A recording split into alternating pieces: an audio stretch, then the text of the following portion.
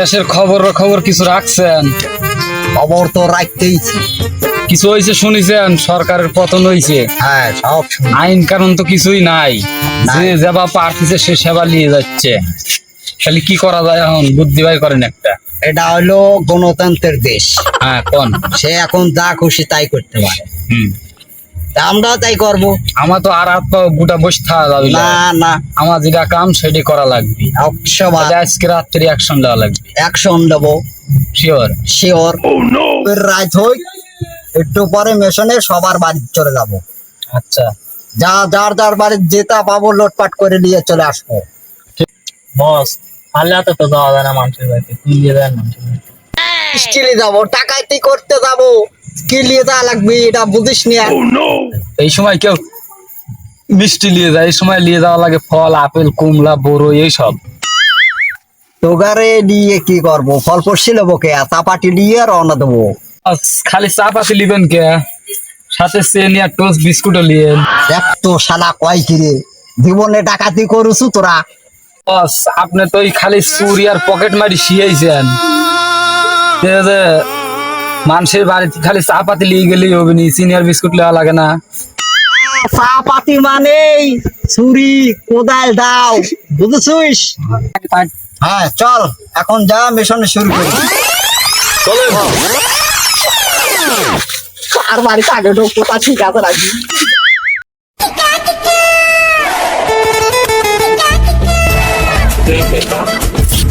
দেশের অবস্থা তো ভালো না, বুঝছে? ওই মসজিদের মাইক দিয়ে কয়া দাও গা, ওই যে গ্রামে গ্রামে খালি ডাকাইত করতেছে, বুঝছে? সতর্ক হওয়ার লাগে মাইক দিয়ে কয়া দেওয়া লাগবে। হ্যাঁ হ্যাঁ, ঠিক আছে। নিরাপত্তার স্বার্থে আপনারা প্রতি বাড়ি থেকে একজন করে রাস্তায় নেমে আসুন। সুপ্রিয় এলাকাবাসী, নিরাপত্তার স্বার্থে আপনারা প্রতি বাড়ি থেকে একজন করে রাস্তায় নেমে আসুন। সুপ্রিয় এলাকাবাসী,